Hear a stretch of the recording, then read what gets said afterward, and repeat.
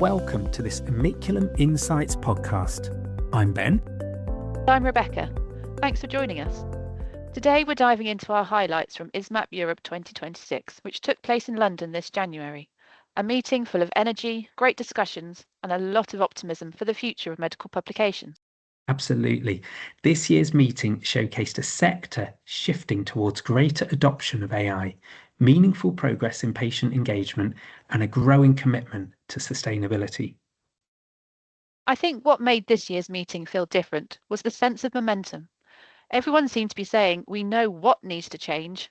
Let's talk about how we actually do it. There's a real move towards greater implementation, especially around AI, where we're seeing further incorporation of AI-assisted processes into our daily workflows. Let's start with AI, because unsurprisingly, it was one of the dominant themes at the meeting again. But the tone has shifted. With increasingly capable tools available, we're now asking how best to use AI-powered workflows responsibly and effectively. We heard a lot about generative engine optimization, or GEO, essentially formatting scientific content so that large language models can find it, interpret it, and use it as a source for AI-generated overviews. As we increasingly rely on generative AI to locate scientific information, GEO has emerged as a valuable requirement. Publishing our content using a clear structure, consistent terminology, open access models, and with accessible datasets is not just best practice. It has now become really important for LLM discoverability too. During networking activities, we discussed the launch of specialized healthcare models such as ChatGPT Health and Claude for Healthcare. These tools represent a shift towards generating responses based on trusted medical sources and are an example of how the LLM landscape is advancing. The poster and oral sessions reinforced the same themes. AI is now an established part of publication workflows. Anti-hallucination prompts can dramatically reduce the number of fabricated references. AI translation tools with human oversight can be highly effective. Patient co-developed lexicons are helping AI to generate more meaningful PLSs. And new AI-powered workflows are streamlining reference management, consistency checks, and slide generation.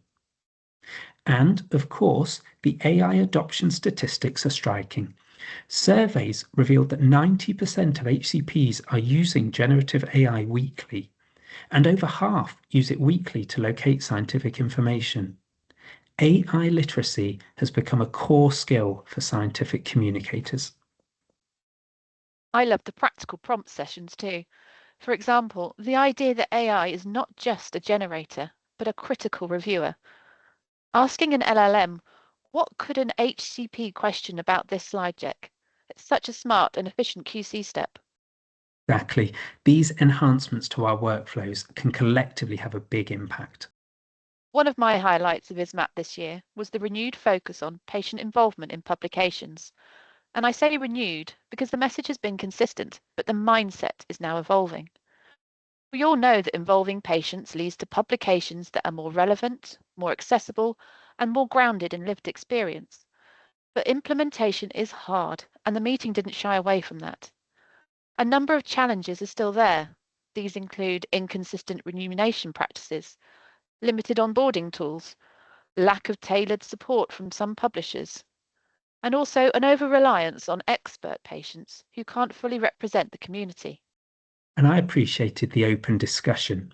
Nobody pretended that all the challenges have been resolved. But we are making progress. With the launch of PEER, the Patient Engagement Enabler resource offers practical advice on where to start.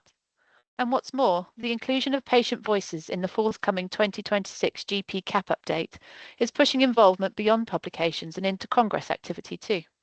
And I think the message was very clear. Some involvement is better than no involvement. Even asking patients to review content is meaningful progress. It feels like we've moved on from, is this possible, to what's the most practical first step? The third theme I wanted to mention was sustainability. And I was really encouraged to see this take centre stage following our roundtable on sustainability at ISMPP EU a couple of years ago. One of the sessions put healthcare communications on trial, which made for a fun but also important conversation. What resonated for me was the idea that sustainability is not about removing traditional practices. It's about reforming thoughtfully in the way that we work. A few points stood out. Having discussed the use of AI in detail throughout the meeting, the conversation about AI's environmental footprint was acknowledged. But the conversation was shifting towards how AI can cut waste, not just consume power. With smarter choices, like using smaller, fine-tuned models for everyday tasks, we can reduce energy demands and improve efficiencies. Congress and Congress travel was also discussed, which still has huge scientific value. Face-to-face interaction matters.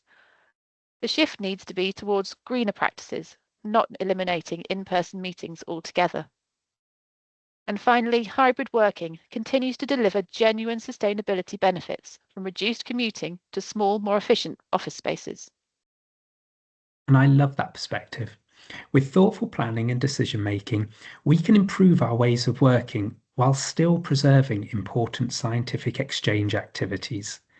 It's a healthier, more realistic approach. If there was one big takeaway from ISMAP Europe 2026, it's that the tools are ready. The shift now is mindset. Use of AI is accelerating, patient involvement is maturing, and sustainability is here to stay. Our job is to use our curiosity and expertise to incorporate these advancements into our everyday workflows. And for me, this should now be a routine part of our publications planning processes. And to keep sharing what works, what doesn't work, and what we're learning along the way. We'll be continuing these discussions at the annual meeting of ISMAP in Washington, D.C. this April, where we're presenting 2 new posters entitled The Era of Simultaneous Publication, Profiling This Practice at a Prominent Medical Journal and Congresses, and an analysis of authorship on decentralized trial publications. Is it time to update authorship algorithms? So stay tuned for more updates. Thank you so much for listening. If you want to learn more about our risk map takeaways or our ongoing research, please reach out to me at ben.clark@amiculum.biz. AI-assisted technology was used to generate an initial draft of this podcast, which was subsequently reviewed and revised by the authors.